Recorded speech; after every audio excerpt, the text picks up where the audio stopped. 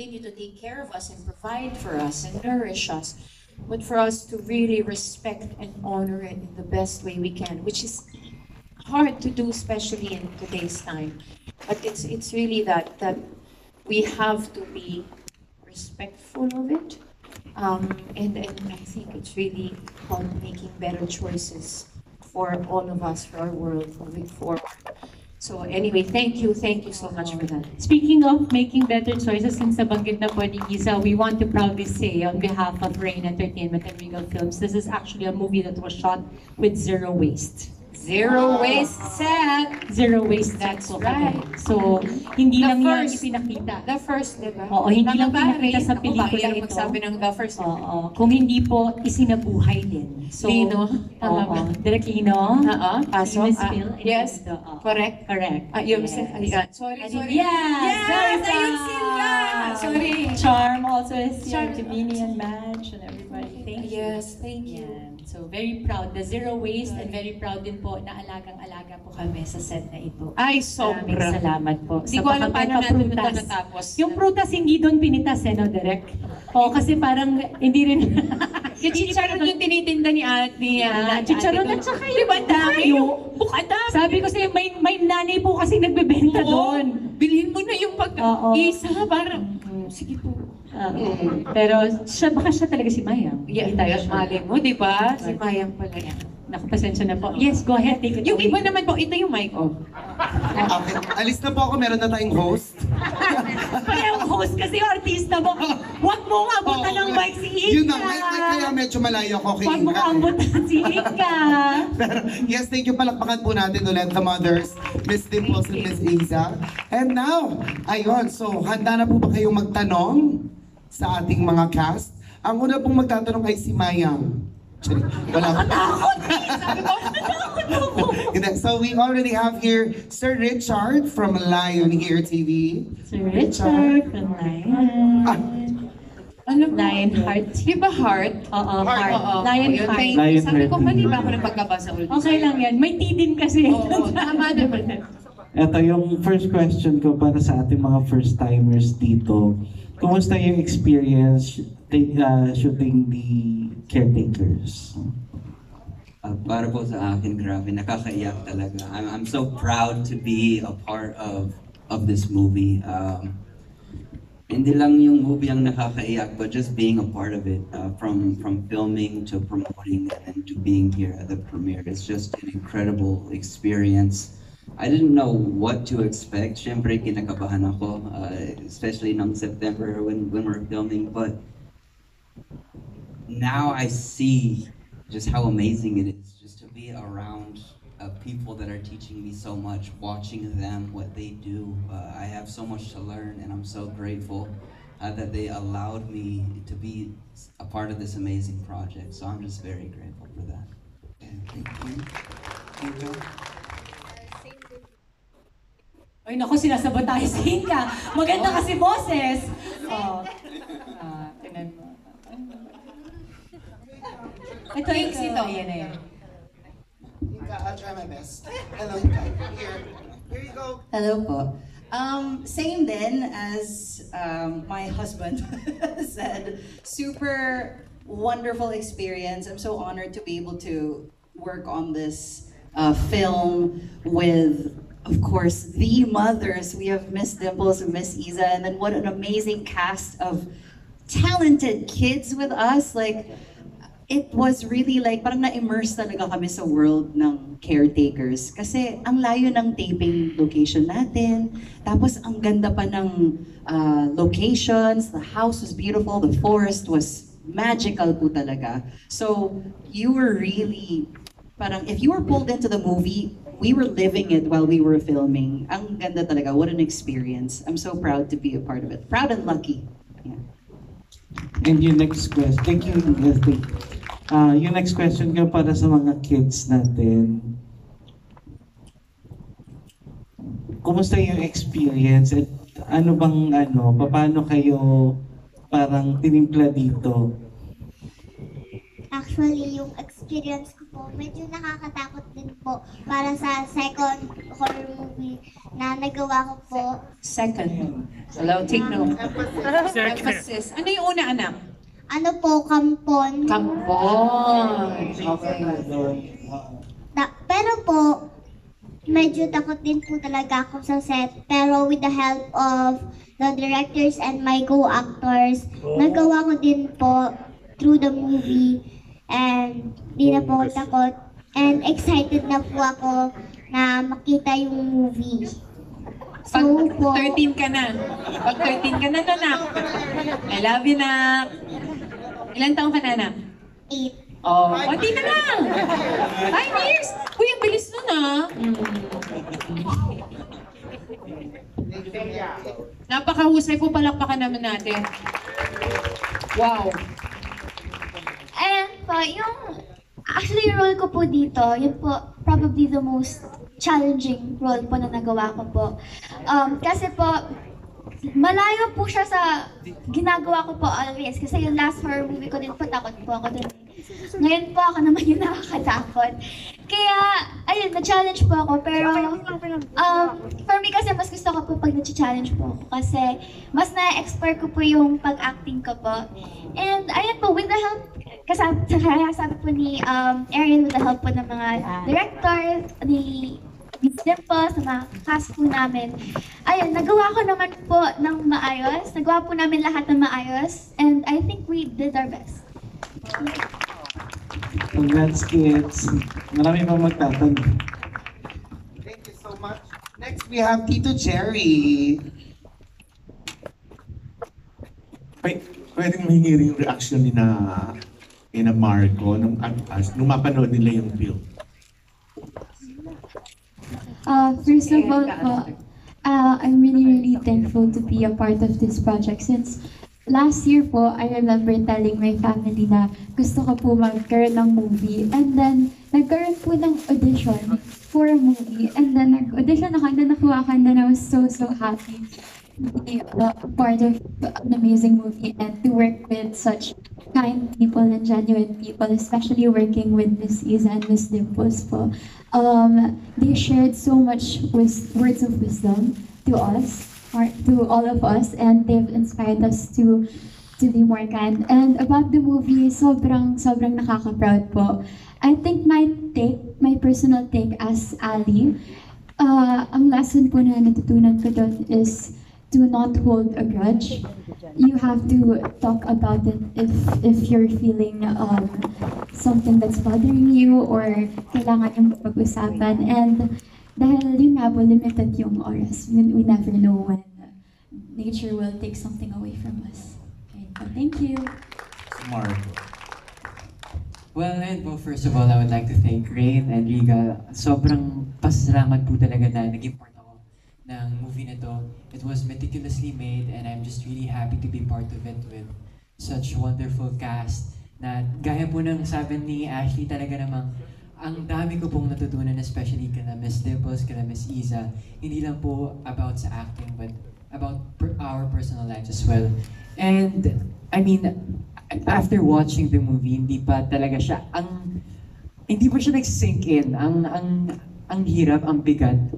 Though, I'm just really happy and ayun nga, I'm really happy and beyond grateful to be part of it. Kasi yung message na ipinaparating ng movie na to is not just about love, about family, it's also about the nature, our surroundings, how we take care of our surroundings, and yun din talaga yung nagmamatter. And I feel like lahat naman tayo dito, meron tayong kanya-kanyang pinoprotektahan. So, meron tayong iba't ibang ways to protect our loved ones, ourselves as well, and hindi natin alam talaga kung ano yung magiging consequences ng mga ginagawa natin. So, we better make better choices for our future, life. Thank you so much, Marco. Let's hear it also from Eric. Thank you po. So, first of all po, thank you so much po. Sir Rica, Sir Rain, to Miss Dimples, Miss Isa, and to the rest of the cast. My experience po, wala pong day na nag-pass by na shooting namin na hindi po kami tinuruan, na nagkwentuhan nila Miss Iza, Miss Dimples, tinuruan po nila kami so much words of wisdom, just like what Ashley said. And I will forever be grateful for being a part of this movie. And parang masabi na po nila lahat, actually. Pero, yun nga po, what matters the most is yung paligid po talaga natin. Because as long as napapamahal po tayo sa kalikasan at sa mga tao po na nakapaligid sa atin, it will come back to us. So, yun din po. Thank you so much. Last question ko po, Isa and Dimples. Kasi sa kwento, di ba nakita natin kung gaano ka-protective ang isang ina sa kanyang mga anak. Gaano kayo ka-protective sa inyong mga anak sa totoong buhay? Unahin na kita eh. Katatlo ka na. Sige na, mama. Ako siguro po kasi I became a mother at a very young age, no? So my protective instincts, I would say, super high. Lalong-lalo na at the time when I felt very fragile, no? And very, very vulnerable. Kasi pag bata ka pa and you have to protect another child, no? As I was growing older, so was she. But to see Callie flourish into the person that she is now, at ngayon nananahan siya sa ibang bansa, ang sarap isipin na ang pagiging protective pala bilang magulang ay hindi kinakailangan ng malapit na presensya sa araw-araw. And when I came into doing this film, I had that in mind. Imagine po, tatlo yung anak ko, tama po si Iza. Isa pong 21 years old, piloto na po siya sa Australia ngayon. Babae po. So, thank you very much. Really a big achievement for our family. Because alam naman ng Diyos, grabe talaga ang pagtatrabaho namin ng asawa ko para mapadala siya doon. Si Papa B, wala din nasa labas. Yung pangalawa po is Alonzo, a boy who is 9 years old. Also very much like me, no? And now Ilio, who is 2. I think yung coming into this, yung protective instincts ng isang ina, isang tagapangalaga ng pamilya, ay naturalesang lumalabas, lalong-lalo na pag ikaw ay nagmamahal. Kasi kagaya nga ng sinabi ng anak kong si Marco kanina, na lahat naman tayo dito ay may pinoprotektahan. Pero ang pagpaprotekta at pagmamahal ng isang bagay, tao, kapaligiran, ay nasa sa atin din. We choose who we want to protect. We choose who we want to love. We choose who we want to become as people, as caretakers of this land. And I feel like when you become a mother, you understand that. But I'll also say na, the movie is not just about being a mother. Hindi lahat po kasi ng babae or ng tao ay nagiging ina. Pero lahat tayo ay nagmamahal at nagpoprotekta. It will not need for you to take giving birth to actual children to have protective love over those that you love. I always say na grabe yung protective instincts ko sa mga bata. Nung pinapanood ko si Lydia at si Audrey, naintindihan ko sila pareho. Wala akong pinanigan. At ako na ito, akong tutuusin ako si Lydia dahil paano, may bias na ako. Pero naintindihan ko si Audrey eh. Kahit ako din siguro, kung nalaman kong sinaktan yung anak ko, ipabalik ko yung gun na yun. Babalik ako. And I think that's the entire beauty of this film is that when you think about it, sa pagmamahal at sa pagprotekta ng mga tao at kapaligiran na minamahal natin, asaan ang mali at tama? Doon ka mapapaisip. Kung pinoprotektahan mo yung tao, yung kapaligiran na to, pinaglalaban mo ito at yun ang nasa puso mo, does that make you wrong when you try to protect the people and the country that you love? So this time, the goal of the film was not for you to take sides at malaman kung sino ang tama at mali, sino ang mas nagmamahal at sino ang mas nagpoprotekta.